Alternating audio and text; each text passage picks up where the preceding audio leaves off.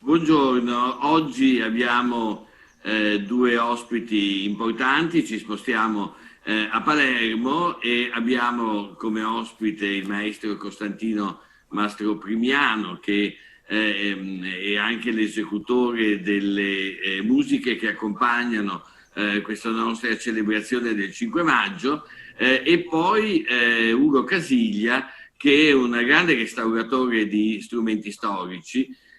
La parola corretta, se non mi sbaglio, è cembalaro e chiederei subito a Ugo Casiglia di spiegarci un po' cosa significa questa parola.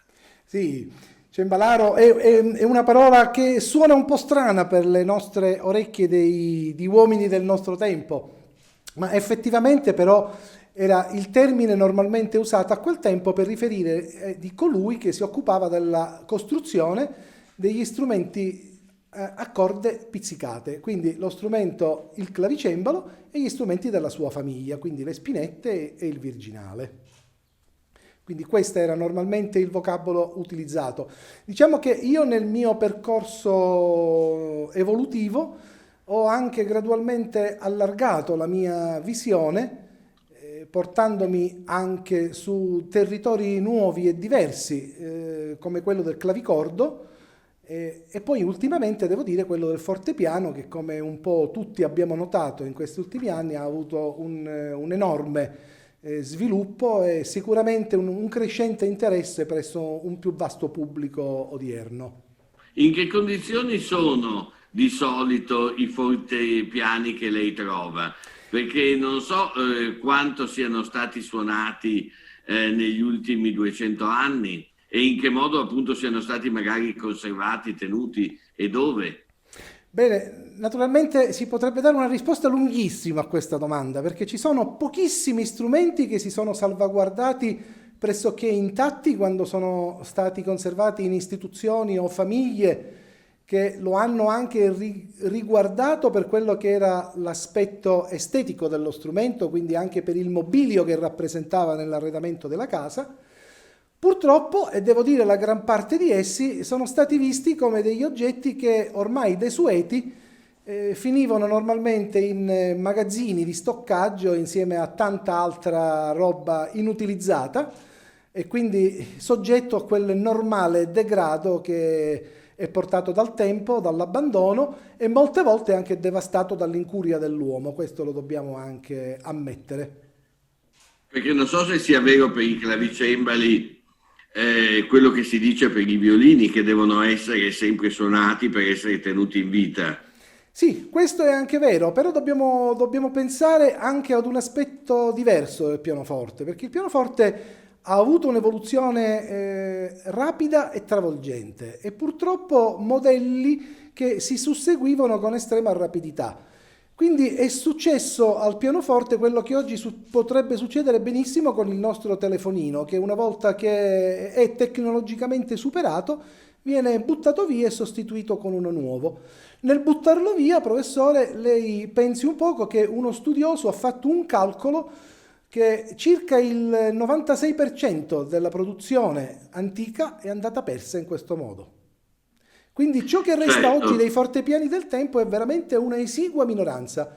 Si parla di numeri addirittura di unità, quando si tratta anche di grandi marchi.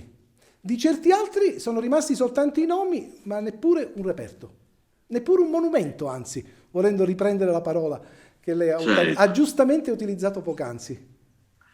Certo, erano all'epoca probabilmente più che monumenti come sono oggi per noi, erano degli oggetti d'uso Erano beni di consumo. che quando si consumavano venivano archiviati. Il meglio che poteva capitargli forse era di finire in una soffitta o in un granaio. Ma com'è che, perché allora in questo modo la sua professionalità di cembalago appunto dalla costruzione si è spostata anche sul terreno del restauro. Ecco, come si è formato? Perché appunto non so se esista una tradizione in Italia o in Sicilia legata al restauro degli strumenti antichi, in particolar modo degli strumenti come il cembalo, come il fortepiano. No, purtroppo l'Italia è priva di strutture di questo tipo. Devo dire, a parte la scuola civica di liuteria di Milano, e le scuole legate a Cremona, ma piuttosto legate agli strumenti ad arco, dobbiamo dire che per quanto riguarda gli strumenti a tastiere non ci sono organismi di formazione. Nel mio caso, una volta che la mia attività nasce da un fortissimo amore personale per lo strumento, trasportato in questo sicuramente dagli studi musicali che ho anche compiuto, io sono organista, e diciamo che poi mi sono attivato per fare dei piccoli stage all'estero, non diciamo neanche di formazione, ma piuttosto di reperimento di informazioni. Ecco, così ho frequentato la bottega di John Barnes ad Edimburgo per qualche mese e lui generosamente mi ha anche, devo dire, molto trasmesso della sua grande arte, è stato uno dei più grandi restauratori inglesi del suo tempo, e poi ho anche frequentato dei piccoli corsi di costruzione del cembalo che teneva, e siamo negli anni '80, Grant O'Brien a Pamparato, questa piccola città del Piemonte, dove piuttosto che costruire cembali si costruivano i kit, si ricostruivano i kit. Erano ancora quegli anni in cui in Italia lo strumento storico non aveva la diffusione che ha oggi, e chi voleva possedere un clavicembalo si rivolgeva appunto a questo mercato parallelo a quello delle grandi ditte, che erano appunto quelli degli strumenti che erano in scatola di costruzione. In definitiva erano delle grosse scatole che contenevano tutte le parti smontate e che attraverso un libretto di istruzioni permetteva, e lì bisognava naturalmente avere una grande abilità manuale ad ogni modo per farlo, ma permettevano di poter costruire da sé, con tutti i pezzi già pronti, un clavicembalo o una spinetta.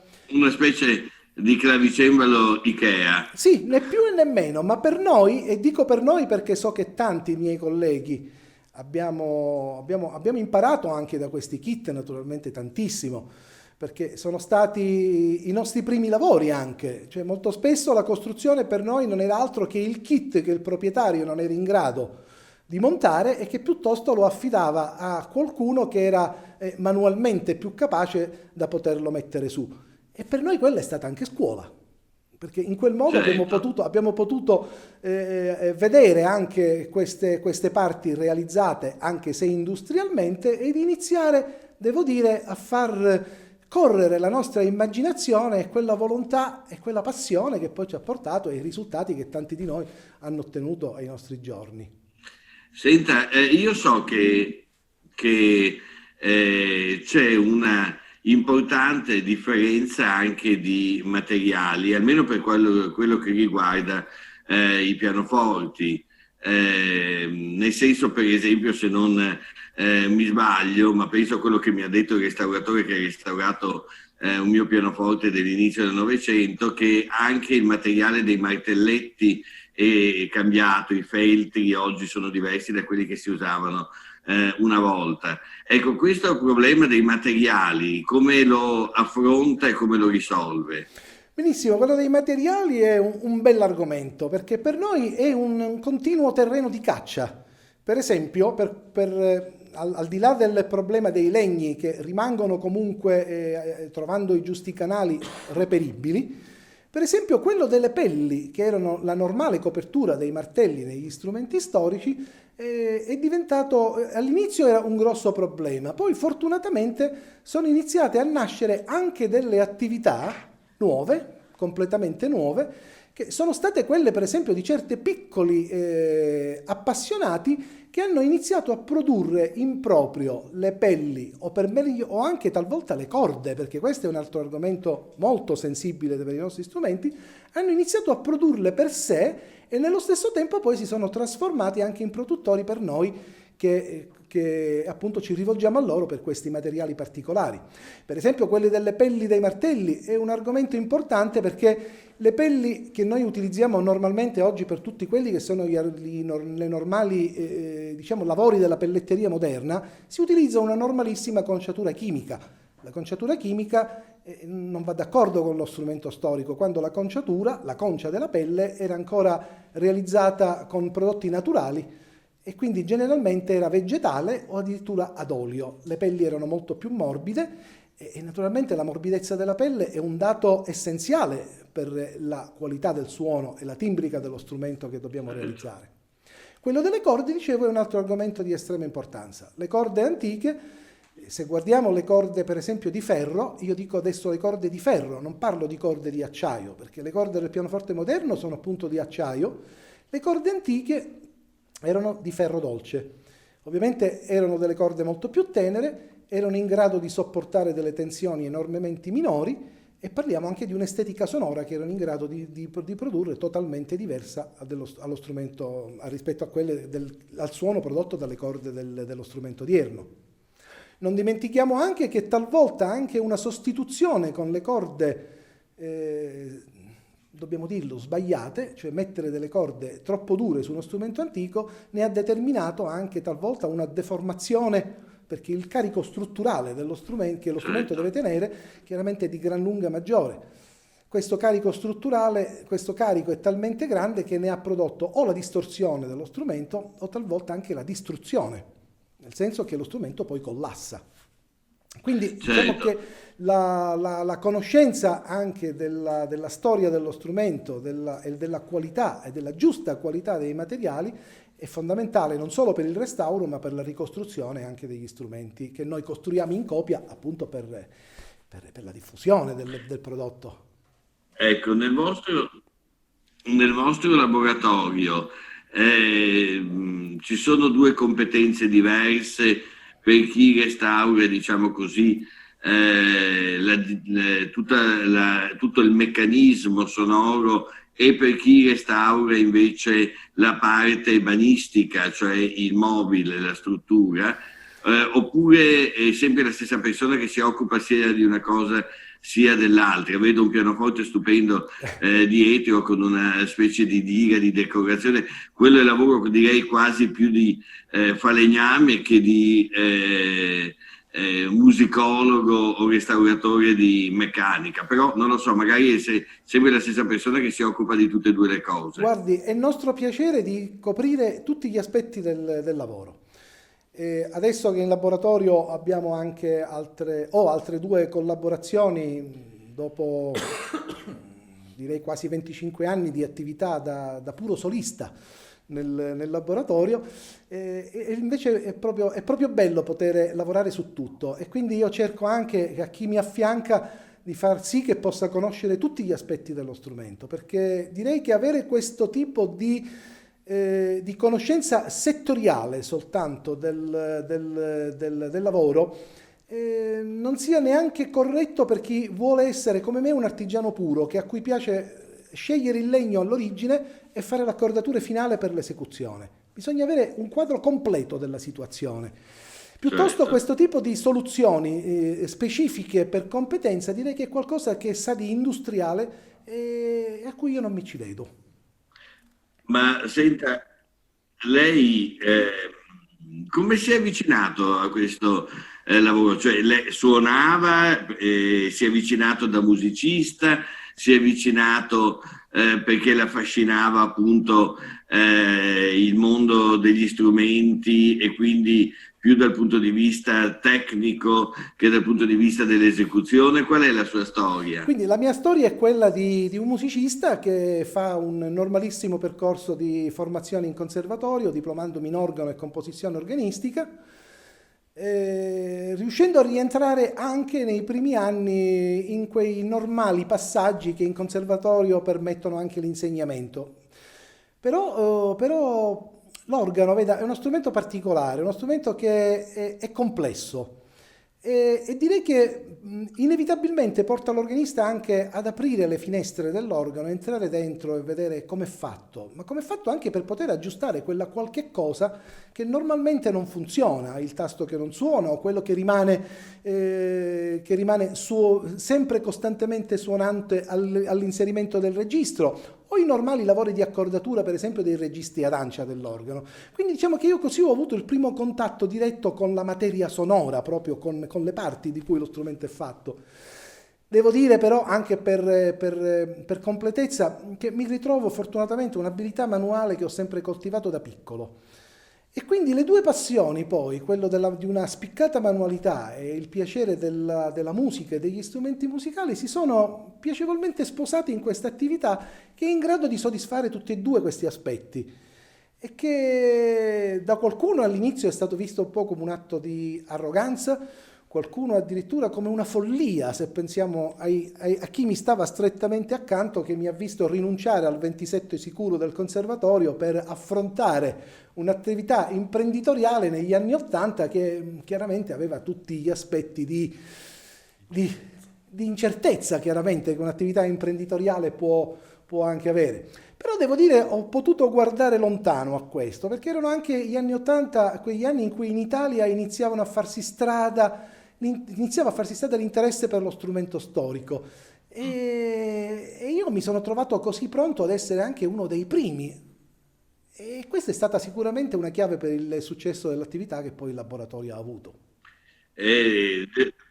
Devo dire che ascoltando le registrazioni, alcune registrazioni di Mastro Primiano, del maestro Mastro Primiano, io sono rimasto impressionato dagli effetti sonori che mi sono sembrati molto diversi da quelli un po' acciaccati che tante volte vengono fuori Da da certo... alcuni strumenti restaurati forse in altri laboratori rispetto al suo, forse suonati non in modo proprio. Mi ricordo anche perché appunto negli anni '80 cominciava una pratica storica, Certo. per esempio nei violini, mi ricordo il Vivaldi che arrivava, Certo Vivaldi che arrivava dall'Inghilterra, che sembrava una segheria in piena funzione, cioè un suono molto diverso, e non so da questo punto di vista se ci siano scuole diverse di restauro in Italia, in Europa, o forse di esecuzione e di uso di questi strumenti. Ma guardi, professore, io penso che una cosa di fondamentale importanza è la frequenza degli strumenti storici che stanno nei musei, cioè conoscere gli strumenti, andarli a suonare, ascoltarli, sentirli e quindi organizzare e formare un proprio gusto musicale. Questo è di fondamentale importanza. Poi veda, il mondo del fortepiano, soprattutto dico del fortepiano, è un mondo affascinante perché questi strumenti storici hanno un panorama di voci così ampio, così esteso, così incredibilmente diverso, che è inevitabile quello di restarne totalmente attratti.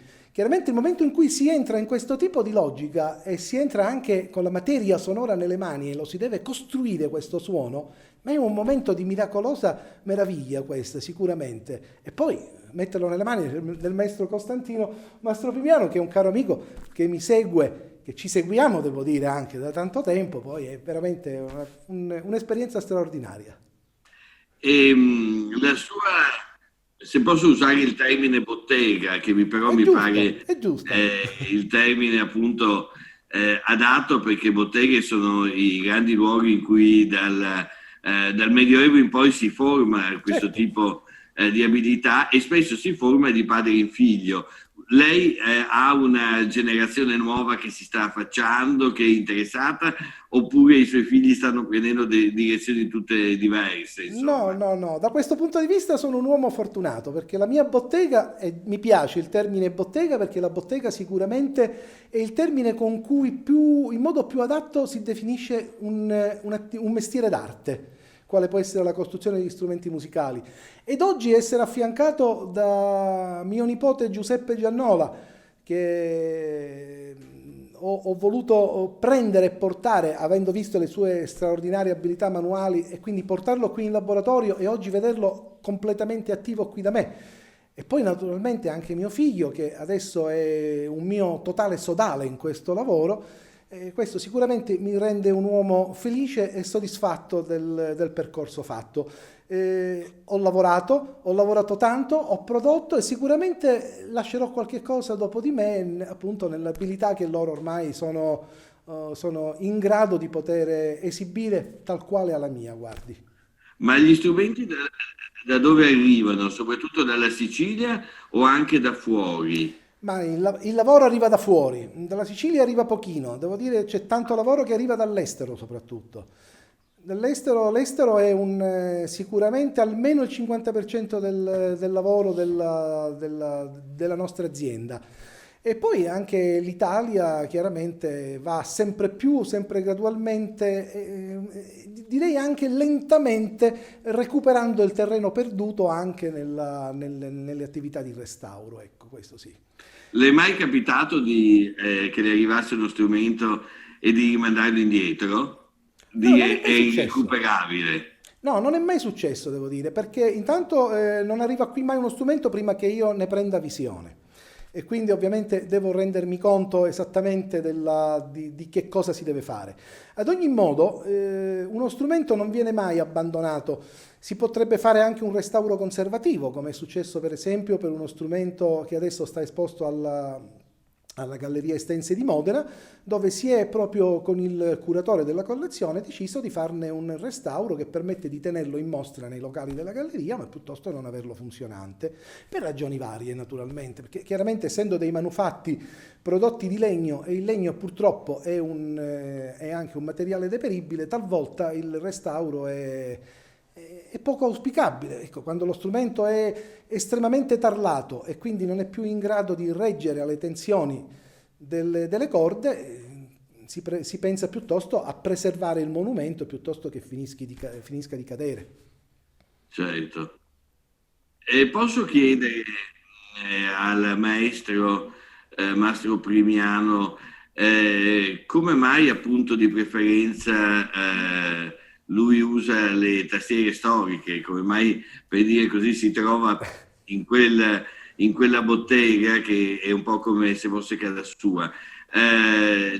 Rispetto al pianoforte moderno, che certamente nasce da una grandissima evoluzione tecnica, cosa danno di in più e cosa, perché apparentemente uno dice danno qualcosa in meno rispetto al prodotto ultimo dell'evoluzione. Se dovessimo legarci a un paradigma darwiniano, per cui l'evoluzione va sempre verso il meglio. Ecco, quali vantaggi danno invece le tastiere storiche? E il fatto, direttore, è che non si parla di evoluzione, perché l'evoluzione significa appunto miglioramento. E parlare di evoluzione era un po' come dire Beethoven ha scritto questa sonata su questo piccolo pianoforte perché sapeva che un giorno sarebbe arrivato lo Steinway o il Fazioli o il Bösendorfer.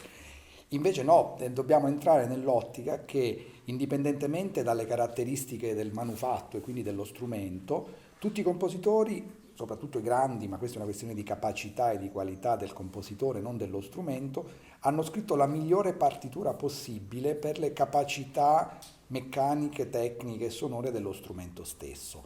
Quindi non c'è, oggi noi abbiamo una prospettiva di cambiamento più che di evoluzione che spesso può essere fraintesa come un miglioramento nel corso dei secoli e invece non c'è un miglioramento, c'è un cambiamento, cioè vale a dire il pianoforte, perché se immaginiamo Schubert per esempio poteva avere uno strumento come quello alle mie spalle, oppure lo stesso Beethoven aveva uno strumento, questo del 1805-10, quindi è dell'epoca pre-napoleonica a livello, come dire, di impero napoleonico e viennese, però era uno strumento che sicuramente era nelle case e sotto le dita dei musicisti viennesi, aveva uno strumento di grande qualità, perché non dimentichiamo che comprare uno strumento come il pianoforte all'epoca era alla portata di una classe agiata oppure sia culturalmente che economicamente e quindi comporta il fatto che suonare questi strumenti significa suonare lo strumento per il quale queste composizioni sono state scritte e leggerle con le caratteristiche che lo strumento e la scrittura musicale possono dare al meglio per trasmettere il pensiero musicale. Quindi non si tratta soltanto, in poche parole, di una suggestione puramente sonora, cioè il pianista di formazione moderna, e in fondo, diciamolo, tutti siamo, io non mi sono formato a un corso di fortepiano perché attualmente sono rimasti, come dire, sono abbastanza più frequenti che 30-40 anni fa.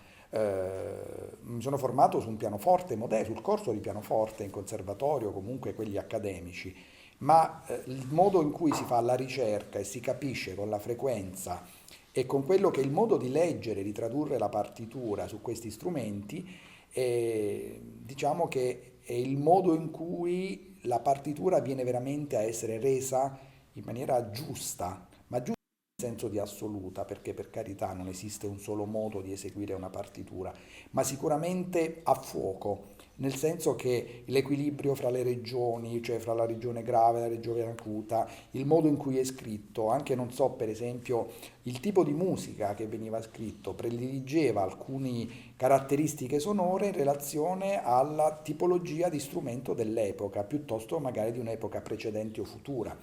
Quindi si tratta un po' come dire di entrare in una cultura, non soltanto in una capacità digitale o di premere i tasti in una certa maniera, più leggeri o con una tastiera più piccola oppure con i pedali diversi, ma si tratta veramente di entrare in un pensiero e non a caso sono strumenti perché realizzavano quello che era un pensiero musicale. Quali sono le differenze timbriche tra gli strumenti di oggi e gli strumenti che la circondano? Lo strumento di oggi deve essere messo in condizione di poter essere suonato a Seattle come in Nuova Zelanda, quindi deve avere una ottimizzazione di resa riconoscibile in tutto il mondo, in tutti i sensi, e soprattutto deve essere in grado di fornire al pianista e al pubblico che ascolta una standardizzazione di esecuzione e anche di possibilità che lo strumento ha.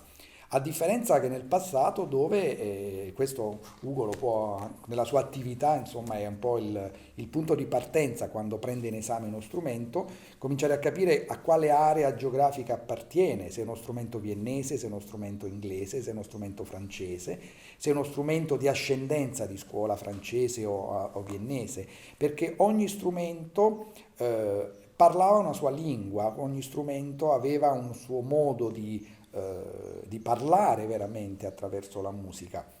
Noi oggi pensiamo che la musica sia un modo di cantare una melodia. Nell'epoca fino al 1820, quindi più o meno a quelli che sono gli anni a cui appartiene sia questo pianoforte che l'altro strumento alle mie spalle, sono invece legati al modo di parlare, quindi alla linguistica dell'epoca di provenienza. Quindi, che le dico, i pianoforti francesi hanno più suoni nasali e più suoni risonanti, i pianoforti inglesi hanno un up and down vero e proprio perché sono veramente molto più pastosi e più legati nella pronuncia. I pianoforti tedeschi della bassa Germania o quelli viennesi hanno invece delle caratteristiche più, con un suono più velare, più palatale e quindi di conseguenza il pianoforte dell'epoca aveva delle caratteristiche assolutamente differenti da una cultura all'altra. Parigi, Londra, Vienna, Berlino erano strumenti assolutamente differenti, a tal punto che la musica che si scriveva a Vienna era completamente diversa da quella che si scriveva a Parigi o a Londra, ma non solo per un fatto di gusti musicali, per un fatto di strumenti che si avevano, erano gli ingredienti che il compositore aveva da un punto di vista organologico, anche il tipo di pelli, perché sicuramente la fauna dell'Austria non era la stessa fauna del massiccio centrale della Francia, per dirne una, ma lo stesso tipo di ungulati che c'erano in Inghilterra non aveva la stessa qualità, quindi è una situazione veramente molto particolare, il che rende ancora più prezioso sia scoprire questa connessione fra la partitura, l'esecuzione e quindi il risultato, e nel caso dell'attività di Ugo Casiglia anche per capire qual era anche il tipo di materiali che poteva essere scelto. Nessuno avrebbe messo, dico una cretinata, un tipo di pelle di un ungulato inglese su un pianoforte viennese, perché le caratteristiche biologiche e proprio anche di conformazione della pelle era diversa. Mi raccontava Ugo nella sua attività che ha trovato in un pianoforte siciliano una pelle che era di, cos'era, di pecora o di capra. Cioè, voi immaginiamo che, perché? Perché era l'ungulato, era praticamente l'animale di reperimento comune. Normalmente nell'arco alpino viennese, austriaco, ovviamente il tipo di pelli erano di cervo, di capriolo, che erano quelli normalmente usati. E tutto questo viene a creare non più una ottimizzazione dello strumento pianoforte. Oggi chi compone per pianoforte compone per il pianoforte. All'epoca si componeva per pianoforte viennese se si era a Vienna, per pianoforte inglese o per pianoforte franco-inglese. Non dimentichiamo che per esempio Clementi faceva delle edizioni per Vienna e poi in relazione alle possibilità degli strumenti inglesi modificava tutti i segni perché erano meno facilmente realizzabili sui pianoforti di diversa fattura. È una storia molto, molto interessante perché non c'è niente che sia uguale dappertutto, erano tanti mondi culturali che venivano in contatto. Molto Quali segni modificava Clementi Ma in faccio un particolare? esempio, per esempio le velocità. Il suono viennese era un suono più asciutto e il pianismo viennese era un pianismo più leggero, anche proprio per la meccanica, che era la più agile in un certo Mhm. senso, per il modo in cui era stata concepita. Era proprio la meccanica della scorrevolezza sul pianoforte, sullo strumento. I pianoforti inglesi erano, diciamo relativamente all'epoca, con una meccanica più pesante, di conseguenza meno fluida, ma che però prediligeva più la cantabilità e quindi il collegamento fra le note e di conseguenza, per esempio, gli allegro assai o i presto, i prestissimo, i viennesi diventavano allegro o allegro con fuoco, perché era impossibile avere la qualità del presto e del prestissimo sugli stessi pianoforti inglesi, per esempio. Ho capito. Quindi, per esempio, stavo pensando alle notazioni di un grandissimo didatta come Czerny e probabilmente andavano realizzate Perfetto, in modo esatto. diverso nelle diverse parti d'Europa. Assolutamente, perché per esempio diciamo, i Il metronomi che metronomo. Czerny aveva messo alle sue opere, per i suoi studi per esempio, sono assolutamente realizzabili sui pianoforti viennesi dell'epoca e sicuramente hanno dei problemi anche proprio di intellegibilità e di ascolto, per esempio su un corrispondente inglese dell'epoca stessa. E sui nostri? Sui nostri sono assolutamente ineseguibili, tranne Ah, appunto da ecco, meno grandissimi male. virtuosi ed entro i 30 anni. Per esempio, alla mia età sarebbe veramente un miracolo se riuscissimo a farlo. Ma al di là della boutade, tenga presente, direttore, per esempio, che il pianoforte di Mozart ha un peso di tasto intorno ai 21 grammi. Un pianoforte moderno ha un peso medio di tasto sui 60 grammi. Quindi immagini che soltanto il modo di pressione o di appoggio deve essere 3 volte superiore. Quindi Certo. Certo. aggiungiamo anche la risonanza. Il suono di Czerny, essendo viennese, aveva un suono più asciutto e quindi i suoni non si accavallavano nel momento in cui il martello agiva sulla corda. Attualmente, come dire, per la struttura del pianoforte moderno, per le parti in metallo, per i materiali usati, la risonanza è molto maggiore, di conseguenza si avrebbe una certa confusione, oltre che il peso stesso della leva tasto che è diverso. Certo. Ehm, Noi abbiamo accompagnato appunto questa celebrazione del 5 maggio con musiche che si legano all'epoca napoleonica, che è un'epoca di grande civiltà da un certo punto di vista, se si pensa al codice, alla scuola, insomma a tutte le innovazioni del sistema metrico che hanno trasformato la storia d'Europa con Napoleone, ma è anche un'epoca di grandi battaglie. Ecco, la stiamo evocando questa epoca non su un pianoforte moderno, ma sul fortepiano. È possibile? Beh, più che possibile è assolutamente necessario purtroppo, perché dico purtroppo per non deludere o deludere diciamo, i pianisti moderni in senso lato.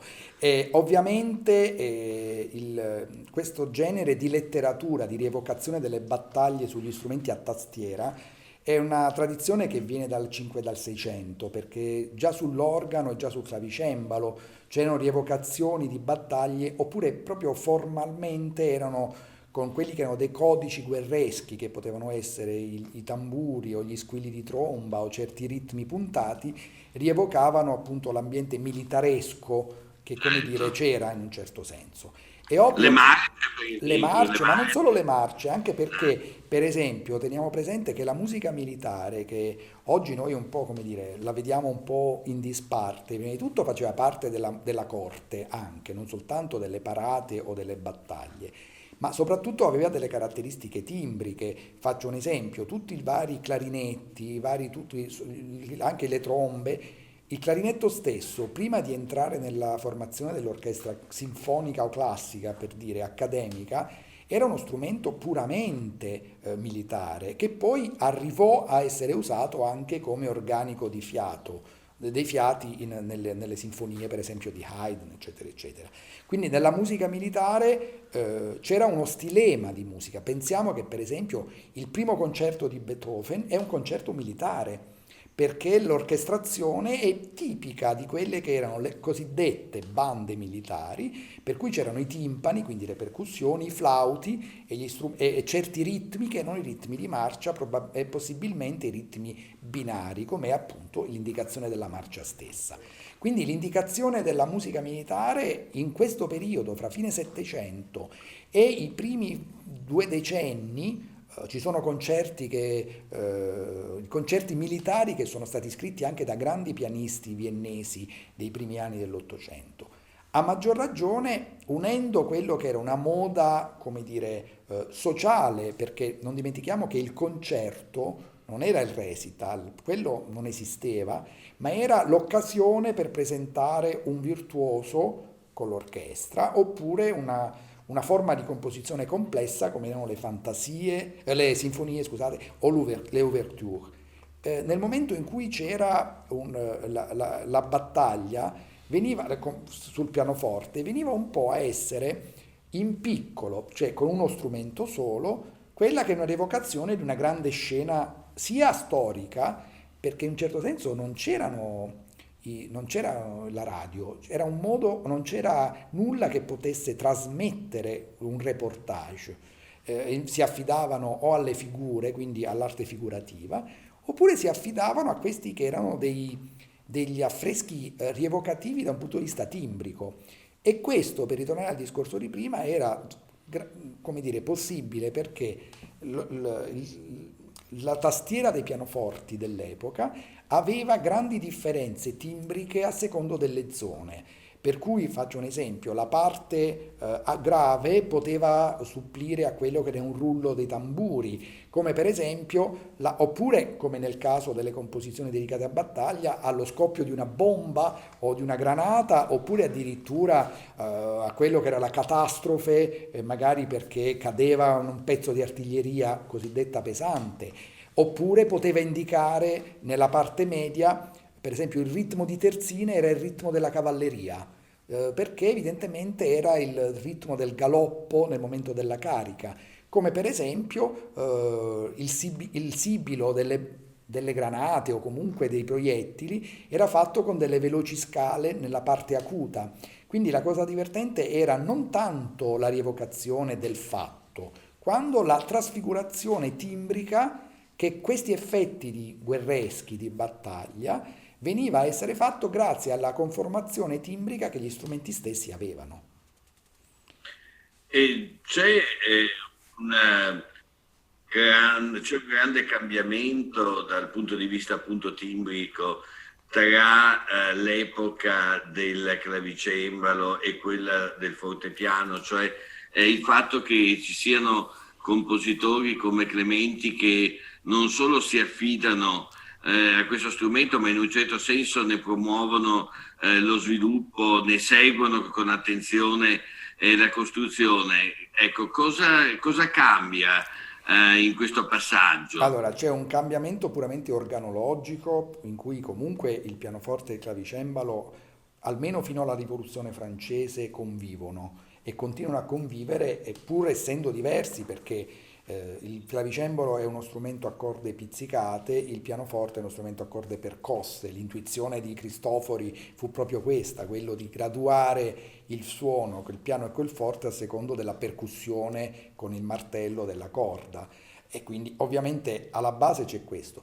Poi bisogna considerare che riflettendoci c'è un fatto puramente anche storico. Il pianoforte viene in un certo senso a affermarsi definitivamente dopo la caduta dopo l'Ancien Régime, cioè dopo la rivoluzione francese, perché il clavicembalo indicava lo strumento dell'estrema cultura, della cripticità dei messaggi, dei codici, della complessità di costruzione della musica, e che ovviamente era appannaggio delle classi economicamente e culturalmente elevate.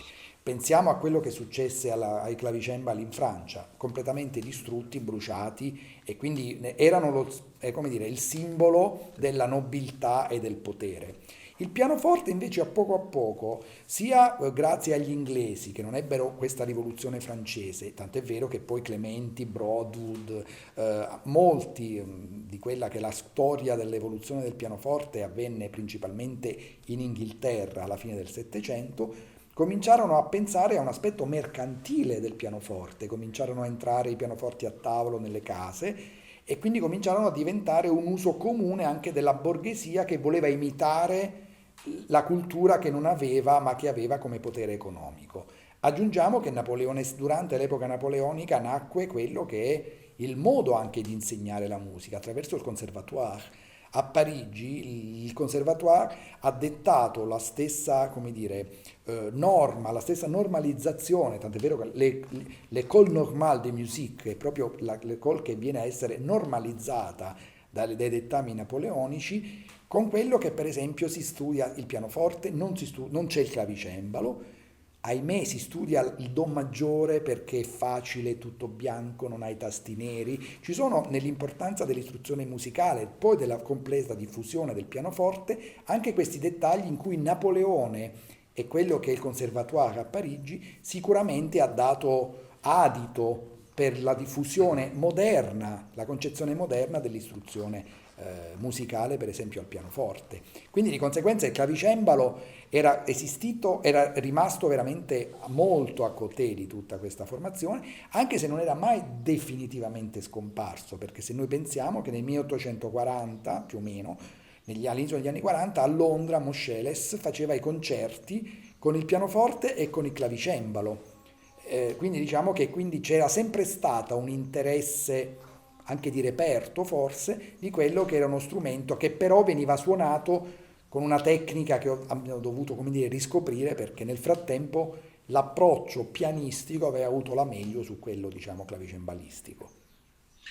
E così come c'è una evoluzione del gusto che porta per esempio noi oggi a mangiare prima il salato e a concludere un pranzo con il dolce, mentre magari nel Rinascimento la grammatica o la sintassi era tutta diversa. Forse c'è anche un'evoluzione dell'ascolto, nel senso, non so se mi sbaglio, che il clavicembalo, anche quando produce delle emozioni, ma chiede sempre un intervento della ragione, potremmo dire, mantiene sempre in vita la ragione. Forse il pianoforte, per la semplice massa di volume sonoro che produce, risponde anche alle richieste di un'epoca che vuole essere scossa più in profondità, come dire, dell'epoca romantica che si affaccia e che si aspetta una dimensione travolgente della musica che metta in crisi la ragione piuttosto che tenerla in vita accanto al sentimento. Non so se questa dimensione dell'ascolto appunto sia vera o se... No, è assolutamente fondamentale anche nel modo in cui veniva a essere scritta la musica per pianoforte. Pensiamo per esempio che l'ascoltatore fino almeno a tutta la vita di Beethoven raramente aveva l'opportunità di ascoltare per esempio una sonata di Beethoven in pubblico. Oggi sembra quasi normale che un pianista in un programma inserisca, diciamo, una delle 35 sonate di Beethoven. All'epoca invece le sonate di Beethoven non furono mai eseguite, gli ascoltatori non avevano nessuna necessità perché erano, come dire, dei saggi, nel vero senso di produzione letteraria, che Beethoven faceva usando il pianoforte e la cosiddetta forma sonata. Soltanto quando si inventarono, come dire, le esecuzioni pubbliche di musiche, che però erano musiche contemporanee, cioè Chopin presentava Chopin, Liszt presentava Liszt, soprattutto, Mendelssohn presentava Mendelssohn, non eseguivano, raramente si eseguivano composizioni di autori del passato. L'unica esecuzione di cui si ha notizia, ad esempio, di Chopin è che eseguì un trio di Mozart, ma era una cosa piuttosto eccezionale, perché tutto questo genere di repertorio era un repertorio non di ascolto e quindi l'ascoltatore non se l'aspettava. L'ascoltatore andava a sentire Chopin per sentire le ultime creazioni di Chopin. Quindi non c'era la concezione della scrittura del repertorio per essere tramandato agli ascoltatori, ma era perché fosse tramandato a chi scriveva musica. Dopo, con l'interesse mercantile della musica, le sale e molta parte ebbero gli stessi costruttori, perché a Parigi, per esempio, c'era la Salle Pleyel, la Salle Rare, la Salle Gaveau, quindi diciamo per tutto l'Ottocento fino a buona parte dell'inizio del Novecento i costruttori stessi erano quelli che per giustamente propugnare i propri prodotti venivano a invitare e a dimostrare anche che sui loro strumenti si poteva eseguire la musica di ogni tempo, ma non perché avessero delle ragioni filologiche o di ricostruzione, ma di tecnologia dello strumento. Quindi nel momento in cui l'ascoltatore è diventato la cartina tornasole per le capacità tecnologiche dello strumento e quindi per la diffusione dell'editoria, automaticamente tutti hanno potuto ascoltare anche un repertorio come le sonate di Mozart, come le sonate di Beethoven, che oggi sembra quasi normale ascoltare in un recital pianistico. È interessante appunto perché questa evoluzione tocca, credo, anche i modi dell'esecuzione, nel senso che qualche volta si sente per giustificare i risultati magari un po' bizzarri di qualche concorso pianistico, e sì, però il suono di quello che ha vinto raggiunge bene le ultime file, e quindi certamente un suono che è costruito per una certa sala di concerti, che probabilmente non è quella in cui è collocato, dovrebbe essere collocata la musica che viene suonata, perché Assolutamente magari sì. si trattava di una musica per salotto. Ecco, in che modo affronta lei questa esigenza sempre più pressante di avere pianisti che si fanno sentire fino all'ultimo sedile di uno stadio, per dire, dell'arena, senza amplificazione ma solo con la potenza delle dita? E il fatto è che nessun fortepiano potrebbe, cioè io non accetterei mai un concerto, anche come dire, a nessuna condizione sia economica che esistenziale, dove so perfettamente che il pianoforte storico non avrebbe nessuna resa, anche perché era musica fatta per comunicare e non per arrivare all'ultima fila. Questo non toglie che appunto nella nostra ottica di esecutori o di ascoltatori, parlo di pianisti, è normale che dobbiamo fare i conti col fatto che ci sono sale da 8.000 posti o da 6.000 posti e che quindi come tali è normale che chi paga il biglietto ha il diritto di ascoltare, ma questo è un problema nostro, non sicuramente di Beethoven, di Schubert o di Chopin. La dinamica che loro scrivevano, forte o fortissima, piano o pianissima, era sempre per rispettare una risorsa timbrica dello strumento. Assolutamente non tenevano conto della capacità di ascolto che andasse oltre l'amico che entrava nel suo studio per far ascoltare l'ultima creazione fatta. È molto strana perché noi siamo abituati alla comunicazione della musica come anche esibizione, come spettacolo e non invece come semplice comunicazione o riflessione del linguaggio della materia musicale su uno strumento per la quale era stata scritta. Senta, noi stiamo parlando in questa collezione di eventi che vanno dall'intervista che stiamo eseguendo oggi alle musiche che appunto lei esegue su strumenti d'epoca, lezione alla conversazione con Badini Confalonieri dedicata proprio all'Ode Manzoniana, ci stiamo concentrando appunto sul 5 maggio e sappiamo dal figlio della seconda moglie di Manzoni, cioè il conte Stefano Stampa, che Manzoni compone il 5 maggio chiedendo alla moglie, tra l'altro incinta, Enrichetta Blondel, di suonare continuamente il pianoforte per creargli, come dire, un contesto che lo ispiri e sembra tra l'altro che fossero musiche tutte in maggiore per creare una specie di contesto musicale di tipo se non militare ma insomma abbastanza eroico. Allora siamo all'inizio dell'Ottocento e quindi naturalmente se dovessimo pensare agli autori ci verrebbe da pensare ad autori stranieri, ma nella nostra generazione romantica, accanto ai grandi scrittori di opera che conosciamo come Bellini, che era amato da Manzoni, abbiamo anche una generazione romantica di maestri di pianoforte, di strumento. Assolutamente sì, Ecco. assolutamente sì. Abbiamo prima di tutto, proprio nei primi anni dell'Ottocento e fino dall'815-20, abbiamo quello che per esempio è il Conservatorio di Milano, che era esattamente il centro di strumentalità non operistica, ma anche per esempio principalmente tastieristica.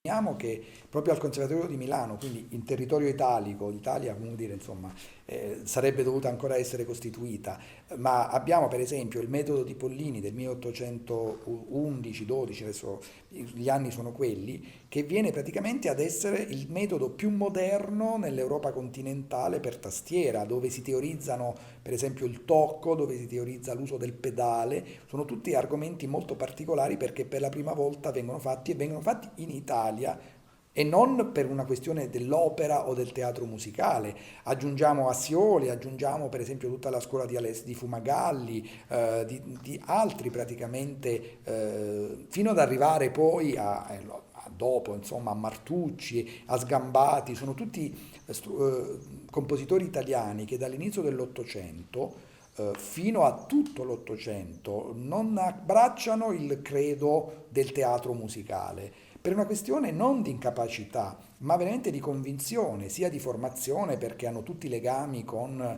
Vienna oppure con la scuola tedesca di formazione, ma vengono praticamente ad essere compositori che non ripiegano sulla parte strumentale. Abbiamo un brutto pregiudizio in Italia, anche per esempio quando ascoltiamo il quartetto di Verdi, diciamo sempre vabbè, ma è un Verdi minore, quando invece le capacità compositive, di tecniche compositive sono assolutamente superiori rispetto, come dire, insomma, a qualsiasi normale musicista che all'epoca potesse scrivere per quartetto e che noi siamo un po' entrati nell'etichetta per cui l'Italia ha dato soltanto il teatro musicale. Non ha dato solo quello, ma anche nell'epoca in cui l'opera insieme a Rossini o Donizetti, Bellini, insomma tutti i grandi operisti hanno dato praticamente prove di teatro musicale, esisteva e abbiamo una documentazione, abbiamo come dire, prove e anche partiture di una rilevante scuola pianistica e tastieristica soprattutto. Cameristica meno, però soprattutto tastieristica. E per esempio a Milano c'era, anche in virtù del fatto che fosse una propagine dell'impero asburgico, una prova molto rilevante di questa forma di repertorio. Quindi sicuramente, tenendo presente che Manzoni appunto viveva a Milano, il tipo di musica che si ascoltava e si stampava e circolava era assolutamente tastieristica come era a Vienna. Non dimentichiamo che per esempio nel momento in cui la sonata opera 101 di Beethoven era pubblicata a Vienna, a Milano Ricordi ne faceva un'edizione per violino e pianoforte, proprio perché era il genere che più magari come sonata accompagnata andava di moda nei salotti milanesi piuttosto che come dire, nei circoli culturali viennesi. Quindi non è improbabile che la musica che forse Manzoni chiedeva di ascoltare fosse musica puramente strumentale e non trascrizioni di arie d'opera, assolutamente. Sì, tra l'altro c'è una tradizione anche importante di autori d'opera che però sono anche autori di tastiera. Per la tastiera sto pensando, non so, da Galuppi a Paisiello a Cherubini fino allo stesso Rossini, Certo, che ci dà delle pagine pianistiche. Rossini non a caso, nel momento in cui ha deciso di non comporre più per il teatro musicale, penso che abbia dato prova di grande, sarebbe anche bastata soltanto la parte tastieristica o cameristica per fare di Rossini un genio, nonostante avesse già prodotto tutta quella parte operistica che insomma è innegabile come merito. Ma lo stesso Paisiello, di cui appunto ho eseguito alcune composizioni o alcuni temi di Beethoven, viene praticamente ad essere un grande musicista indipendentemente dal genere. Mozart apprezzava Paisiello come musicista tout court, tant'è vero che quando lui compose il quintetto, il 4-5-2 per fiati e pianoforte, teneva molto al giudizio di Paisiello, che è una cosa strana perché uno pensa a Paisiello e poi vede Mozart, e nella nostra ottica di ascoltatori sembrano due mondi molto lontani e invece erano molto connessi anche e soprattutto nella stima reciproca, e Mozart vedeva in Paisiello un vero e proprio maestro, ma questo perché la musica di Paisiello veniva da una formazione della scuola napoletana, dei partimenti e di quello che è un genere didattico di composizione musicale che fece strada in tutto il mondo. Non dimentichiamo che Haydn aveva studiato con Porpora, che era napoletano, ma non in quanto carattere, in quanto anche scuola napoletana ovviamente. Quindi c'era una connessione della musica, indipendentemente dal genere nella quale la tecnica musicale veniva a realizzarsi, teatro musicale o musica strumentale. Certo, lei parlava prima delle differenze di voce e di suono degli strumenti a seconda della regione, e quindi della differenza tra i fortepiani, per esempio inglesi, quelli tedeschi, austriaci, quelli francesi, eccetera. Certo è che nell'Italia tra 8 e 900, dell'8 e del Novecento si sviluppa anche, come lei ha osservato, si sviluppano delle scuole di formazione pianistica straordinarie, appunto lei citava Pollini, e sicuramente i nostri concertisti anche nel Novecento hanno avuto sempre un rilievo internazionale, anche da questo punto di vista, dal punto di vista proprio dell'esecuzione. Si ha sempre l'impressione quando si sente un pianista italiano che sia diverso, che ne so, da un pianista formato nella scuola russa. Allora questa differenza dipende da una differenza di tecnica, da una differenza di studi, nella scelta degli studi che formano il pianista. Da cosa dipende? Lei diciamo, in che scuola, se possibile, in che area si colloca, Ma, si gua- riconosce? ma guardi, io penso che sicuramente c'è una differenza di percorso come richiesta di requisiti di formazione, per cui i programmi di studio sono più o meno diversi a secondo di quelli che sono appunto le istituzioni attualmente esistenti in Russia o in Italia o in Francia, eccetera, eccetera. Io penso, con la mia esperienza, che la cosa fondamentale della diversità di scuola è soprattutto in un fattore linguistico. La musica come linguaggio musicale si basa molto sull'alternanza di accenti e sulla prosodia e sulla metrica, che sono concetti molto vicini alla lingua italiana e a tutte le lingue neolatine. È ovvio che, con tutto il rispetto, quelli che sono sistemi linguistici differenti, come per esempio quello russo, che deriva da un ceppo diverso che quella latina, comporta un tipo di suonare diversamente nell'espressione musicale. Quindi il fatto linguistico sicuramente è basilare anche nel modo in cui si realizza il linguaggio musicale. Per quanto riguarda la scuola italiana da sempre ha avuto praticamente grandi didatti, ha avuto grandi espressioni, anche perché i grand voyage che venivano fatti dal Settecento all'inizio dell'Ottocento portavano comunque molti maestri a stabilirsi in Italia, ad avere contatti con musicisti italiani anche a livello didattico, e fino a stabilirsi, penso a Liszt e a quello che ha lasciato per quanto riguarda la scuola a Roma, per esempio, oppure penso anche a Thalberg a Napoli. Quindi diciamo che ci sono stati eminenti, come dire, ma pensiamo anche ai nostri giorni, Kempf a Positano, per dire. Quindi comunque l'interazione fra una capacità di essere musicisti in Italia e la capacità di essere musicisti europei ha portato a una bella commistione di prodotti. Per quello che mi riguarda, non si tratta di riconoscersi o meno in una scuola. Sicuramente il mio modo di pensare la musica è legato alla lingua italiana, quindi sicuramente mi sento anche italiano da un punto di vista di modo di leggere la musica. D'altro canto c'è anche da dire che l'uso degli strumenti storici lascia un po' in ombra questi nazionalismi, perché il problema è che Mozart o Haydn o Beethoven pensavano nella loro lingua, e perché gli strumenti che usavano erano tarati sulla loro lingua.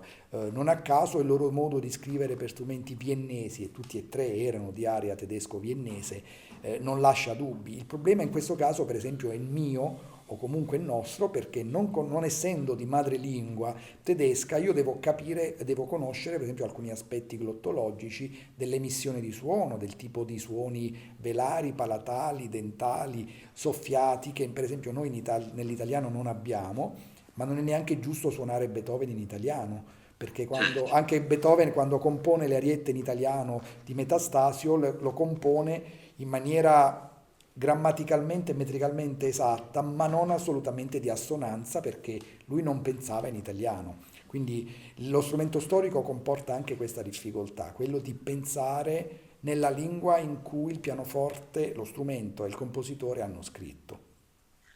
Beh, direi che questo conclude in modo splendido la nostra conversazione, riportando insieme proprio i due elementi, la musica e la poesia, il suono e la parola, che hanno ispirato questa serie di eventi attorno al 5 maggio. Io vi ringrazio moltissimo, ringrazio il Mastro Primiano anche per le sue esecuzioni, e ringrazio il maestro Casiglia, e credo che sarebbe un piacere, quando ci si potrà muovere, per tutti venire a trovare il maestro Casiglia nel suo studio a Palermo. Dove è collocato? Siete benvenuti. Io sto a Cinisi, che è il piccolo comune a cui appartiene l'aeroporto di Palermo, a cui sta veramente a pochi passi da casa, direi. Sono circa 20 chilometri dalla città. Sulle belle e verdi colline che sovrastano il mare del Golfo di Castellammare. Magnifico. Vi aspetto. Benissimo. Grazie ancora. Grazie Un ancora. carissimo saluto. Grazie molto. Arrivederci. Grazie. Arrivederci.